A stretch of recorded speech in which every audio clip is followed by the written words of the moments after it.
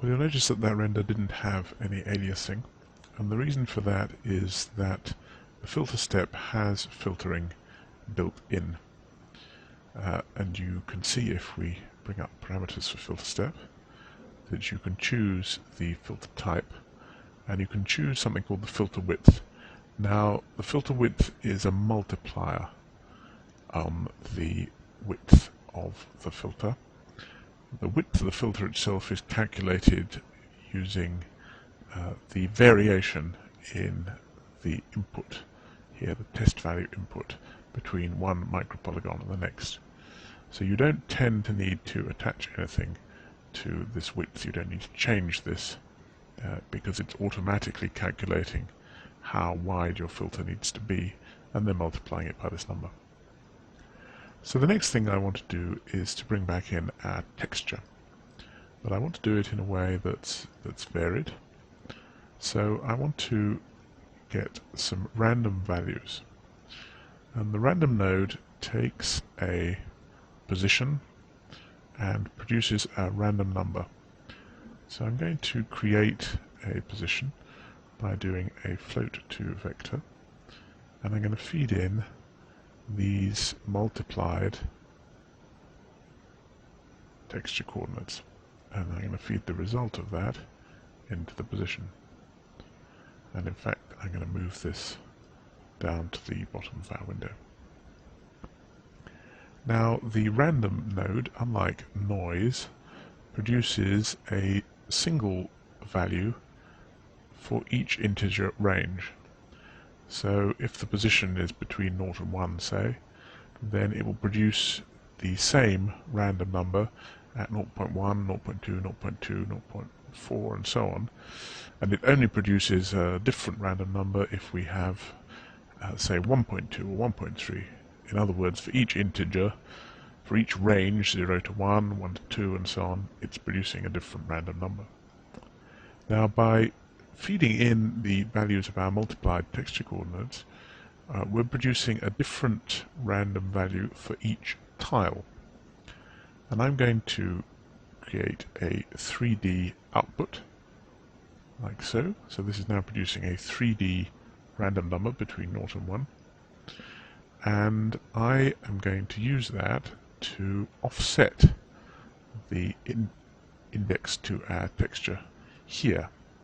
So again, I need to take some UV coordinates, and I can bring them in fact straight from here. And I'm going to use an add, like so, and I'm going to feed the result of our random number into the add. And then I'm going to take our texture and I'm going to move that over here. And I'm going to take the result of the add and I'm going to convert it back to floats, like so. And the first value goes into S, the second value goes into T.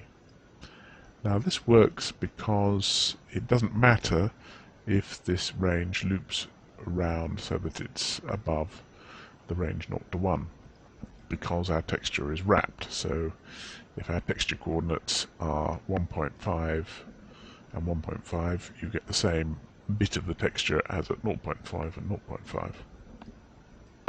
So because our texture is wrapped, we can simply add the texture coordinates. Now, what I then want to do is add a multiply at the end here, and we're going to multiply the two together. And let's see now what that looks like.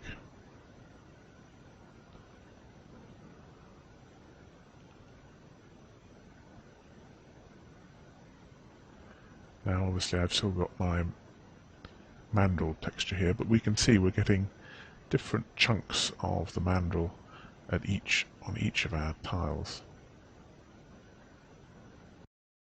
I want to introduce a bit of variation in the colouring of the tiles. So what I'm going to do is take our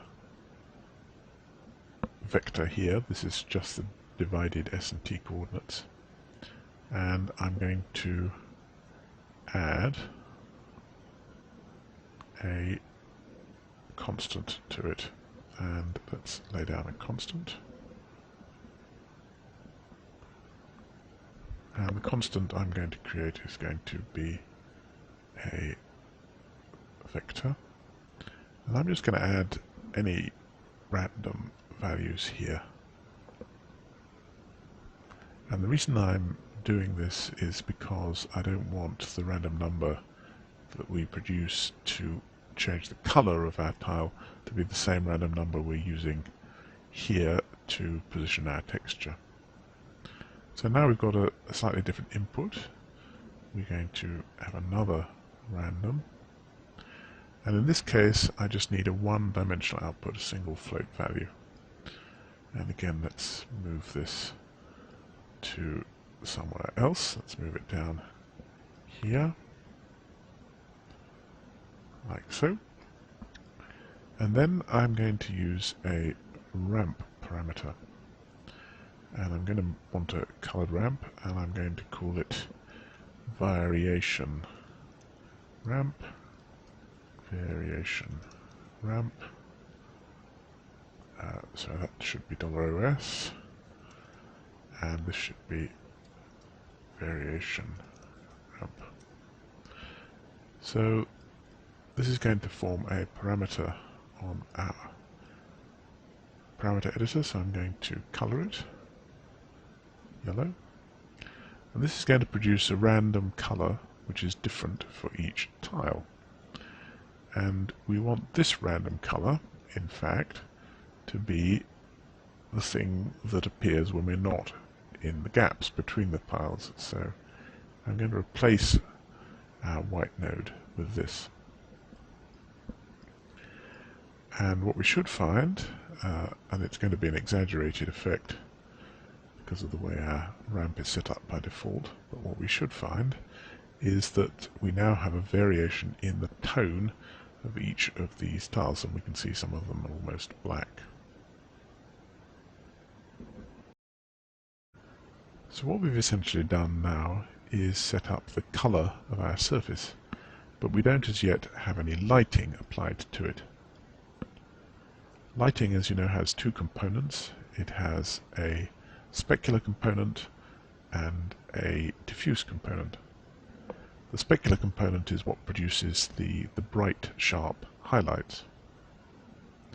Now, Houdini permits you to construct very complicated lighting models, and I hope in a future tutorial to describe how to do that.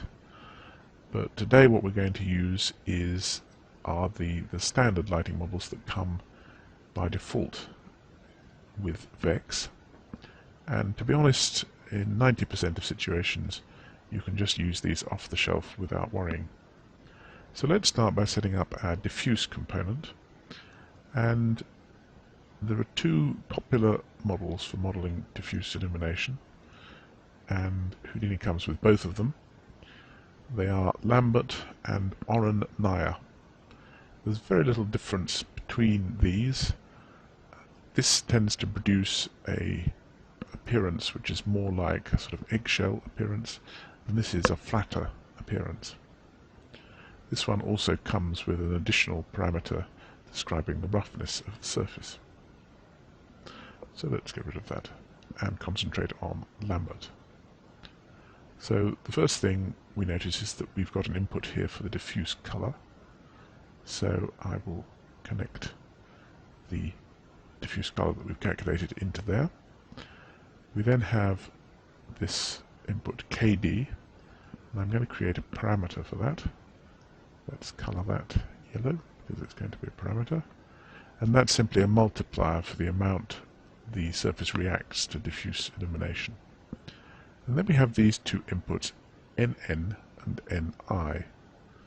N is the normal vector to the surface, and I is the vector that leads from the camera to the point we're shading.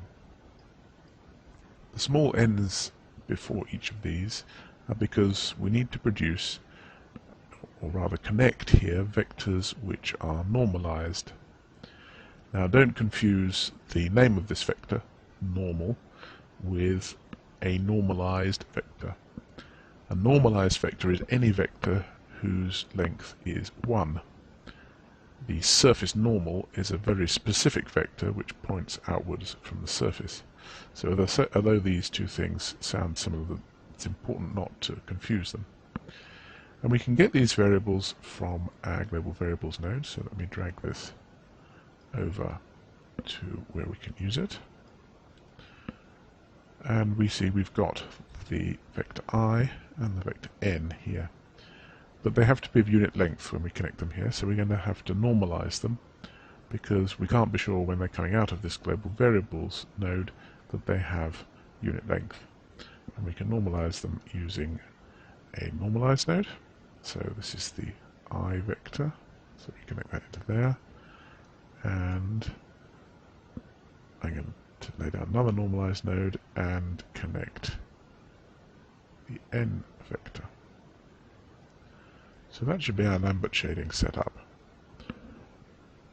We see it has 3 outputs. First output is the one we're going to want to connect to our color output here. The illumination output simply gives you the amount of illumination without taking into account this factor, this KD factor, and without taking into account the color that you're inputting here into the Lambert node. The third output here, F, is the so-called BSDF variable that's used in PBR renderers. When you have a PBR render, the way the shader works is really quite different from when you have a standard Mantra render. And in particular, the renderer needs to know how the lighting model is constructed by following the connections between these F connectors. So in this case, just to ensure this works under PBR, I will want to connect the F output here to the F input of this node here. Let's have a look and see whether that's worked.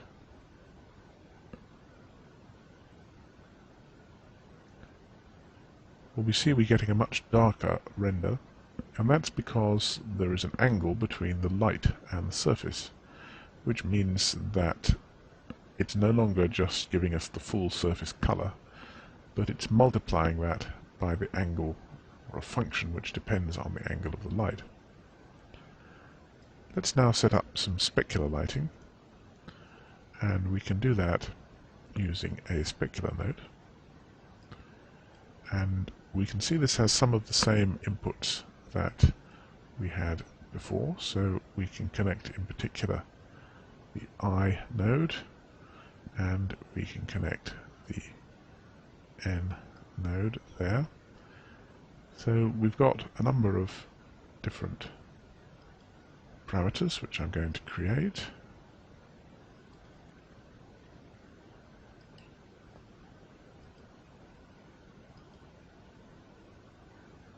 As so. And I'm going to color these all. And we can see we've got an input for UVs, so I'm going to need to take all the way from here the UV information and plug it in here. And the reason that it has an input for UVs is because in certain anisotropic shading modes it needs to have the UV coordinates in order to correctly calculate the lighting. Let me pause the video and lay out these parameters.